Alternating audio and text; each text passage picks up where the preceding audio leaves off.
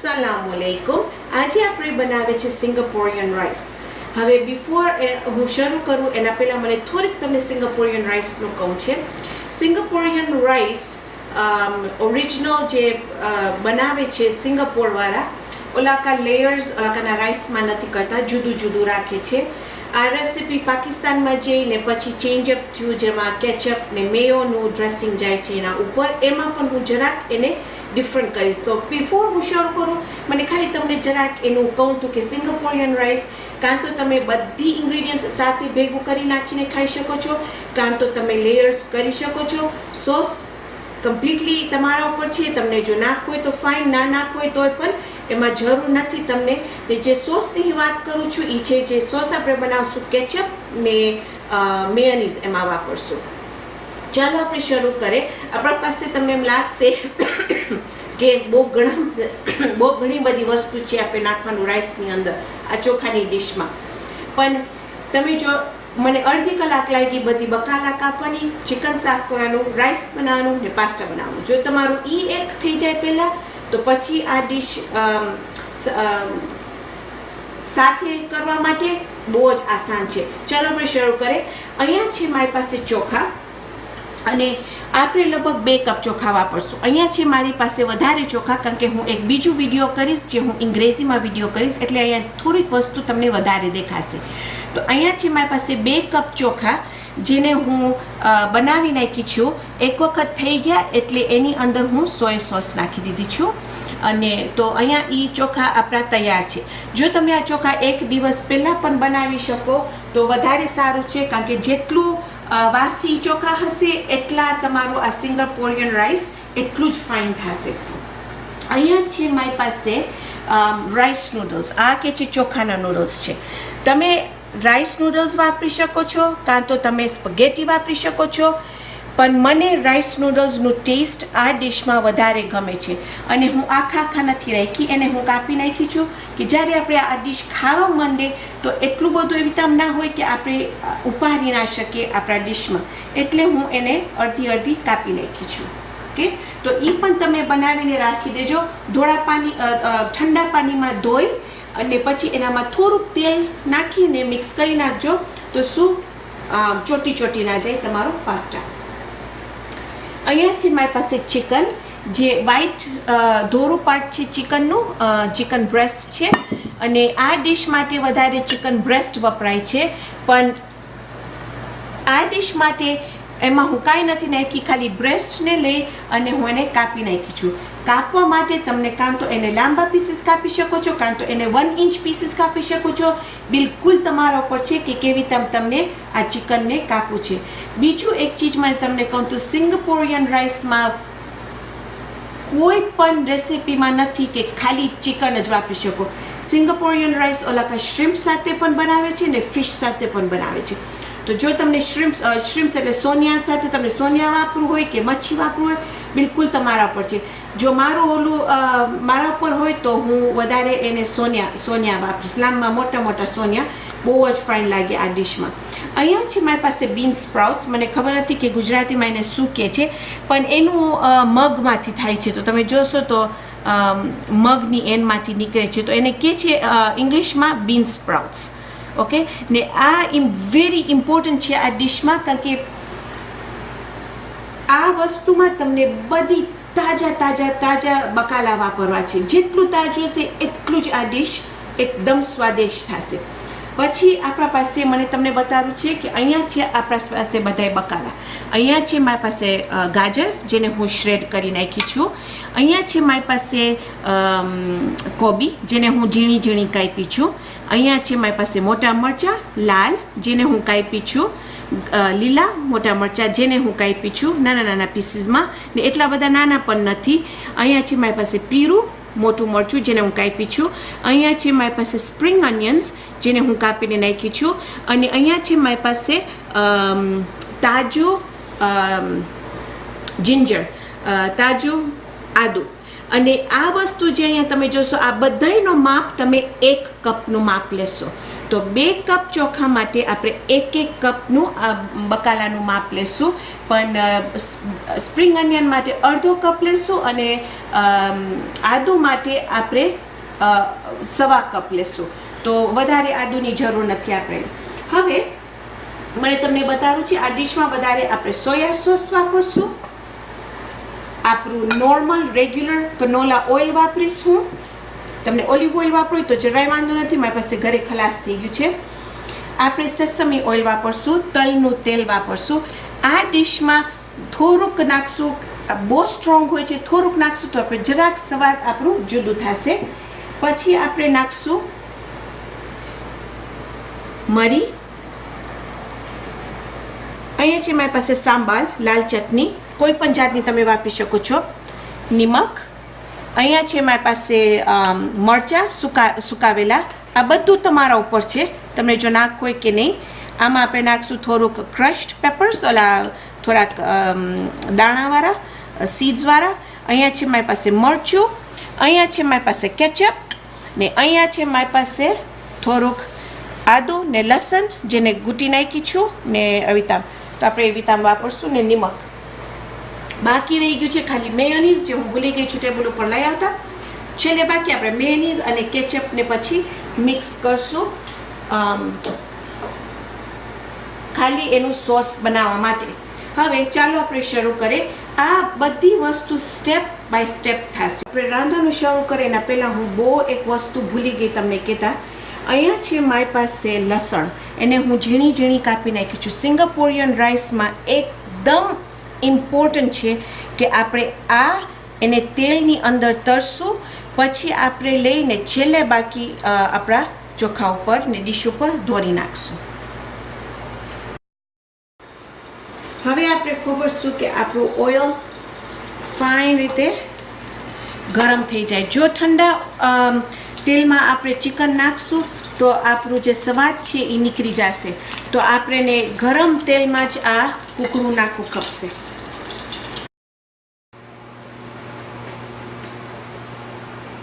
એની અંદર આપણે નાખી દઈશું આપણું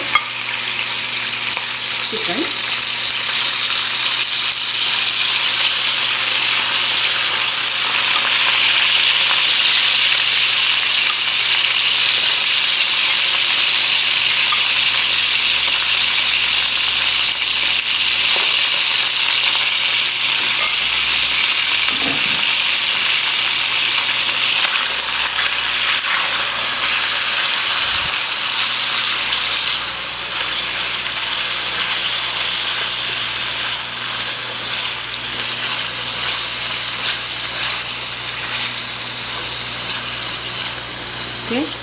ત્યાર સુધી આપણું ચિકન તરાય છે ત્યાર સુધી આપણે નાખી દઈશું એની અંદર થોડુંક લસણ ને આદું,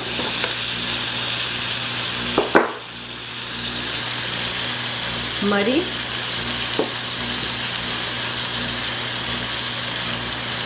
આપણા મરચાં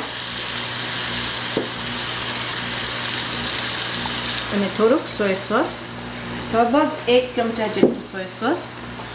હવે તમારી પાસે જો ચિકન તમે વધારે વાપરતા હોય તો પણ તમે સોયા સોસ જરાક વધારે નાખજો. આપણે ખબરશું કે જરાક આપણું આ ચિકન એનું ટેમ્પરેચર રાંધવાનું જરાક ઉપર આવે અને ફાઇન રીતે આપણું ઘોસ કૂકડું તરાઈ જાય. ઓકે, તો જોશો તમારી પાસે આપણા પાસે અહીંયા થોડુંક આપણું કૂકડાનું પાણી છે પરફેક્ટ, કારણ કે આપણે એના સાથે થોડુંક આમ ગ્રેવી બનાવવું છે આપણું. એમાં આપણે નાખી દઈશું અડધો cup to 1 cup ketchup, tomato ketchup.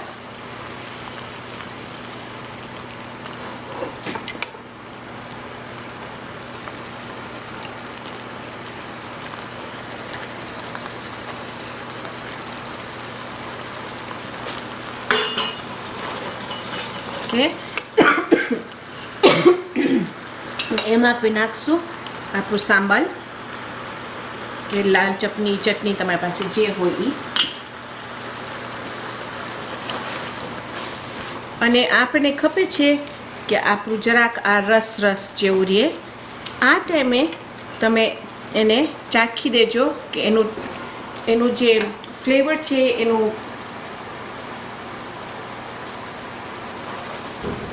એમાં નિમક ને બધું બરાબર હોવું જોઈએ.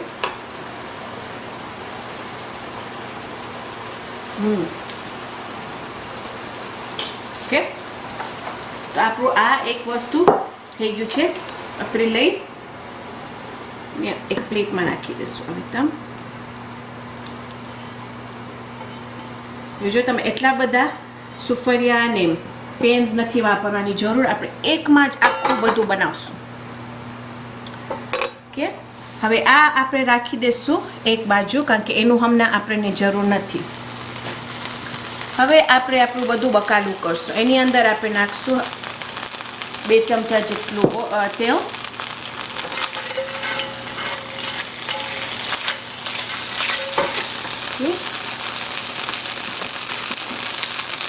તેલ ફાઇન ગરમ થાય છે એની અંદર નાખી દઈશું આપણું આદું અને સ્પ્રિંગ અનિયન. એને આપણે જરાક હલાવશું કે આદું જરાક ફાઇન આમ એની સુગંધ નીકળે આદુની. પછી આપણે બધું બીજું બકાલું એની અંદર નાખી દઈશું.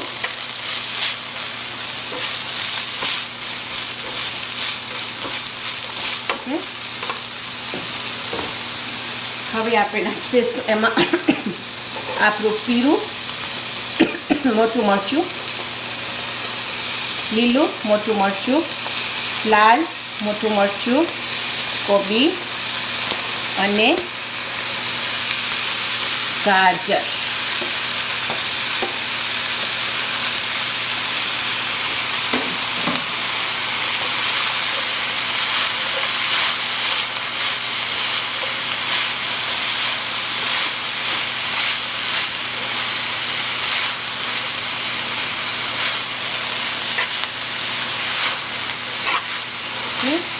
જ્યાર સુધી આપણું આ સ્ટર ફ્રાય થાય છે ત્યાર સુધી આપણે નાખી દઈશું એની અંદર થોડીક મરી,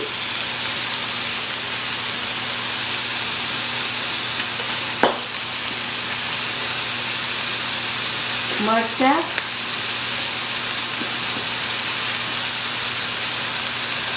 થોડીક મરચાંની ભૂકી,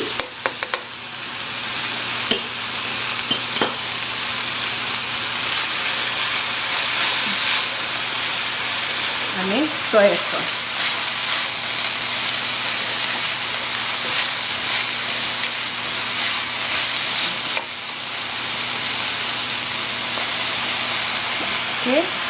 આની અંદર આપણે નાખશું લગભગ 1 ચમચી જેટલું તલનું તેલ. આ વસ્તુ બહુ જ સ્ટ્રોંગ હોય છે તો તમે થોડુંક નાખજો પહેલા. આને આપણે ફાઇન રીતે સ્ટર ફ્રાય થવા દેશું.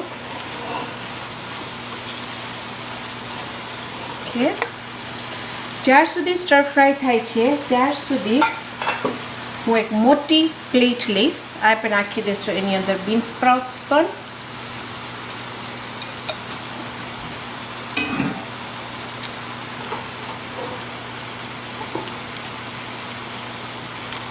અને આ જે આપણા બકાલા છે આપણને અધકચર કરવું છે. આપણે બહુ નથી પકાવું કે સાવ પોચા થઈ જાય. આ ડીશમાં અધકચર બકાલું એકદમ સ્વાદ લઈ આવે છે. હવે આપણે શું કરશું, મોટી સાની લેશું.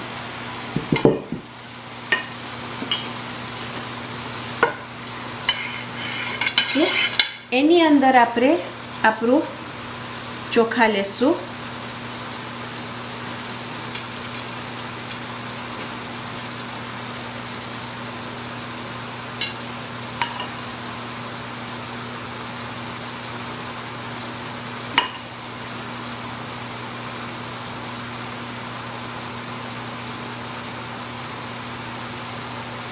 એકદમ ચોખા જો છૂટા હશે ને વાસી હશે તો જ તમારું આ વસ્તુ ફાઇન થશે.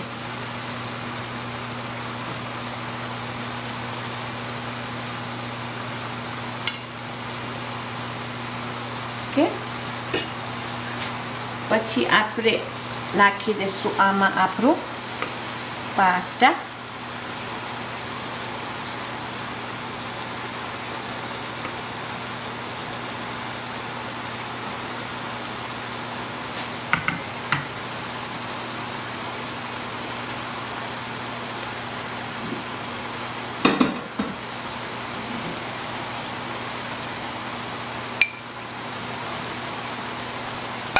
ઓકે,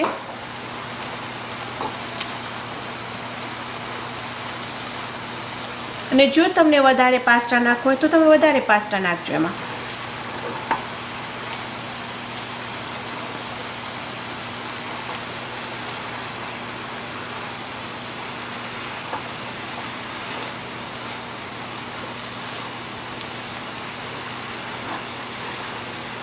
ઓકે, હવે આપણે સ્વાદ લેશું.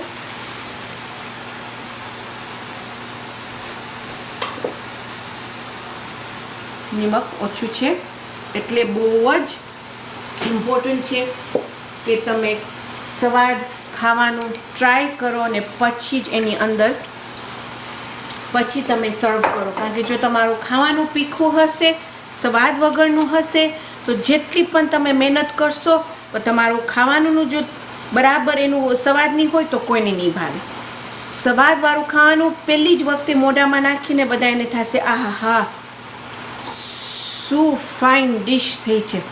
પણ જો એમાં તમારું ફાઇન હશે તો જ એવું લાગશે. એમાં હું જરા થોડુંક વધારે પાસ્તા નાખીશ. એટલે હું તમને બતાવું છું કે જો આ ડિશ પાસ્તા વધારે નાખો વધારે નાખો, ઓછું નાખવું હોય ઓછું નાખો.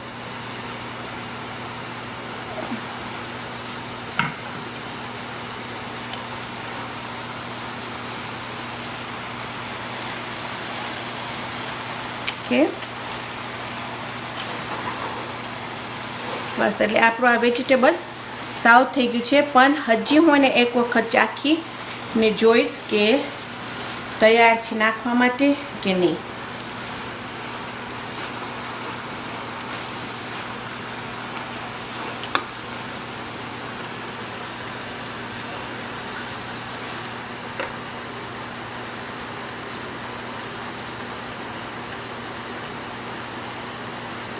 પછી જરાક નિમક ઓછું છે.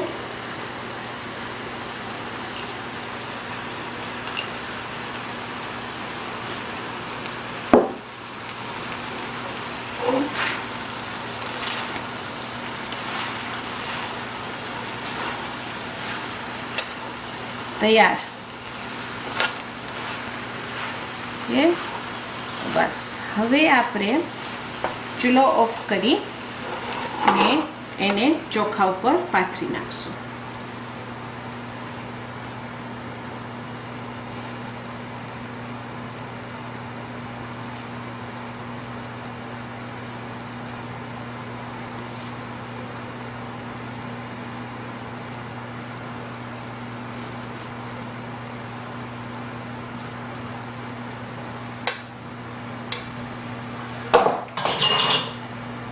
ઓકે,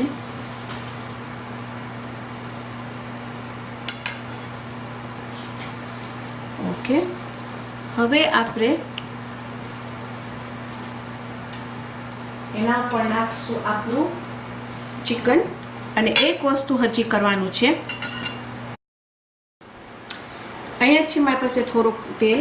તમે થોડુંક જો વધારે તેલ નાખવું હોય તો વાંધો નથી, તમે નાખી શકો છો. હું જરાક વધારે નાખું છું બિકોઝ હું તમને બતાવીશ કે હું એને કેવી રીતે આમ ટેબલ ઉપર રાખું છું. એમાં હું નાખી દીધી લસણ, 1-2 મરચાં,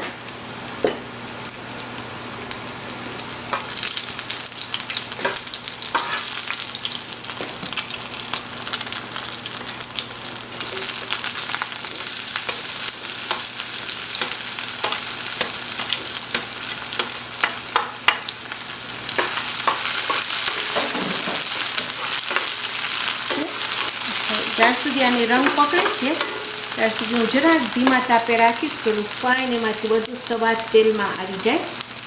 ને પછી અહીંયા છે જે આપણે આપણું ચિકનનું કૂકડાનું જે આપણે બનાવ્યા હતા એ આપણે આની ઉપર નાખશું.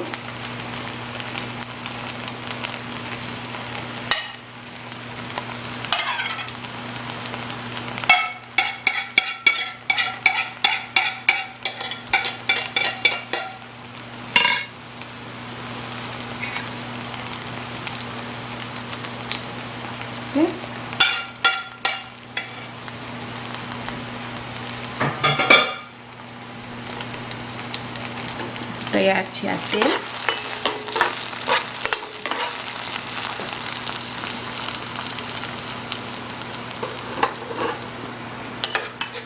હવે આપણે લેશું આપણું તેલનું મિક્સચર ને આપણે એને હવે તમ નાખી દઈશું એની ઉપર. અને જે બીજું થોડુંક જે આમાં છે એ હું હવે તમે એક નાની કુંડલીમાં નાખીશ.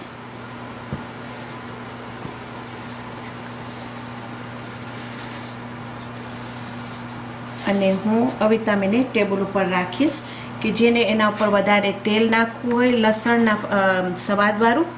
આ છે મારી પાસે અહીંયા સાંબારનું ચટણી.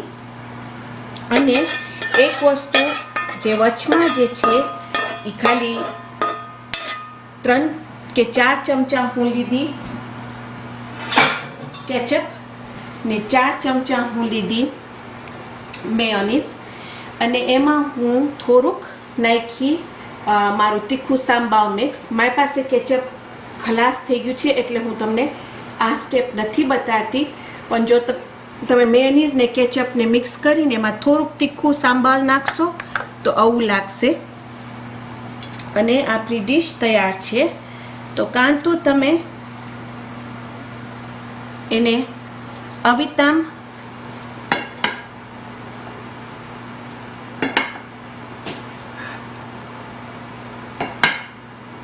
નાખીને સર્વ કરી શકો છો. ને સ્વાદ માટે એને હું થોડુંક ટ્રાય કરીશ. એમાં હું લઈશ આપણું પાસ્તા છે, અહીંયા ચોખા,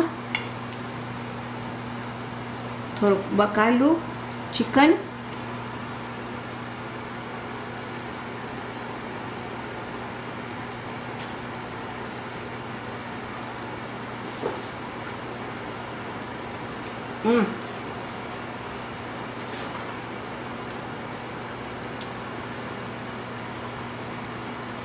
આ ડીશ એકદમ સરસ થાય છે.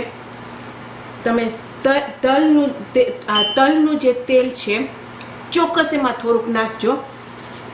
એના લીધે આનું એટલું બધું સ્વાદ છે તલનું એની અંદર કે આમ જુદી ડીશ લાગે છે અને મજા આવી જાય છે. ને એટલું બધું પણ નથી કે તમને ખાસ આમ તલનું ઓલું આવે, પણ એમાં ઓલું સાંબાર નાખ્યા છે, એમાં આપણે કેચઅપ નાખ્યા છે અને અધકચર બકાલા. એકદમ સરસ ડીશ છે. પ્લીઝ તમે ટ્રાય કરજો, મને કહેજો કે તમને કેવું લાગે છે. ઇન્શાલ્લાહ તમારા ઘરમાં બધાયને એટલું જ ભાવશે જેટલું અમારા ઘરમાં બધાયને એકદમ ભાવે છે. તો આજે આપણે પતાવ્યા આપણું સિંગાપોરિયન રાઈસ. આવતી વખત આપણે બીજી એકદમ જબરદસ્ત રેસીપી બનાવશું ને ખાવાનું રાંધશું. તો ત્યાર સુધી ખુદા હાફિઝ.